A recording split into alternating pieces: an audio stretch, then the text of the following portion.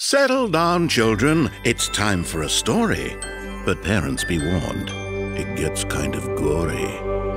In a land far away lived a child named Sam, who liked running and jumping and strawberry jam. But Sam was an odd one. To all this was clear, for their Christmas wish was the same every year. "I want to kill Santa," Sam said with a roar. "When I find that fruitcake, you bet he's done for. I'll bash him and smash him and chop off his head." Yes, as you can see, Sam wanted him dead. One year, Sam laid bear traps all over the roof, with landmines built in to make Santa go poof. And last year, the chimney was filled up with knives. "Yet somehow," Sam grumbled, "he always survives." But this was the year that Sam knew what to get. A new rocket launcher off the internet. Straight out of the sky, Santa's sleigh will be blown. Hey kids, please remember, don't try this at home. 'Twas the night before Christmas. Sam jumped up and down because they knew that Santa was coming to town. "This is the year Santa Claus will expire." A bleep on the radar. Well, ready, aim, fire! The boom that came after lit up the night sky. Both reindeer and presents rained down from on high. Sam ran to the crash site to witness the carnage, but what they found there was nothing but garbage. A robot! A fake! It was all just a trick. Sam had been fooled by a decoy Saint Nick. But maybe this scrap and what's left of the sleigh could help Sam build something to chase down their prey. The super-speed helicopter powered by coal took to the skies headed towards the North Pole. But before Sam could even get halfway from home, they had a strange feeling. They were not alone. It's Tinsel and Bauble, the jet-packing elves. "You'll never reach Santa. We'll stop you ourselves. We'll make you die hard, and we'll do it with glee. You're about to be lit up like a Christmas tree." Sam steered into Bauble and chopped him in two, and out came his guts made of glitter and glue. "You turkey!" yelled Tinsel. "You murdered my bro!" She locked onto Sam and launched her missile toe. Phew! Whoosh and zoom! The helicopter went boom. Sam leapt from the flames to avoid certain doom, then grabbed onto Tinsel and gave her a thwack. "Oi, elf!" Sam demanded. "Give me your jetpack!" Sam stayed in the air thanks to Tinsel's donation onto the North Pole in their festive location. When finally Sam saw a sight they knew well. The grotto! Now let's blow it to Jingle Bell! With the mightiest blam, Sam kicked down the door and charged right inside, armed and ready for war. "Hey, Santa, you cracker! I'm inside your house!" But not a creature was stirring, not even a mouse. Icicles formed, and the door frame was blocked. The room soon froze over, but Sam was not shocked. They stood firm by the fireplace, refusing to flee. "I know who you are, so come out and face me!" Mist cleared to reveal the spine-chilling Ice Queen. My, what a horrible child you have been!" She magically summoned an ice sword and said, "Let's see what you look like without that big head." The queen swung her sword, but it smashed when she missed. Her teeth all fell out when her face met Sam's fist.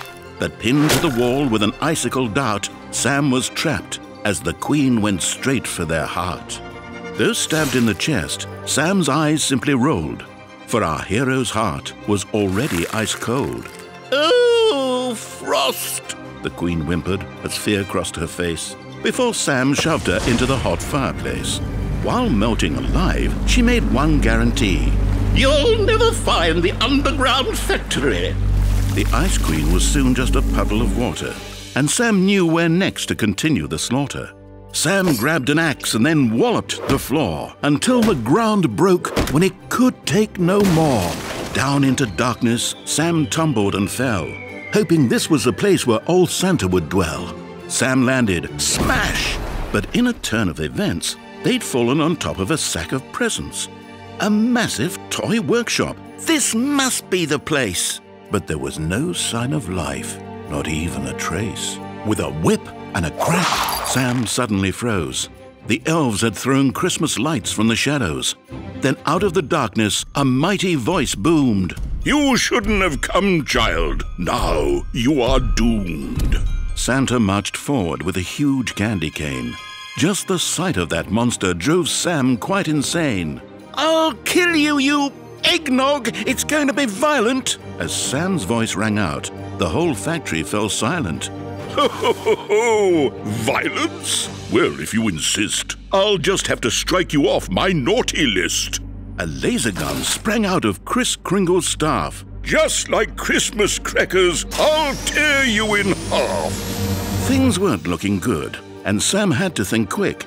They used all their might as the trigger went click. Sam yanked on the Christmas light whips hard and fast, throwing all of the elves right in front of the blast.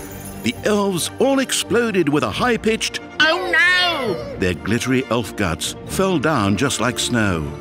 While Santa plucked body parts out of his beard, he suddenly realized Sam had disappeared. "You killed my parents!" Sam cried out with hatred. "You clogged the chimney and they suffocated. It's your fault, you Yule log. So what do you say to the child whose family you took away?" He thought for a moment, but then said with cheer, "Oh, so what? That happens a few times a year. It's simply a blunder, an easy mistake. So your parents died. Don't be such a snowflake." But just then, a light lasso caught Santa's foot and wrapped round his legs, so he had to stay put. Sam strapped on the jetpack and then waved bye-bye as Santa Claus rocketed into the sky. Sam loaded their axe in the candy cane gun and aimed to the sky to avenge Dad and Mum. "It looks like my wish is about to come true." They fired the cannon, and up the axe flew. The rocket pack burst with a mighty explosion, and Santa fell down in what felt like slow motion.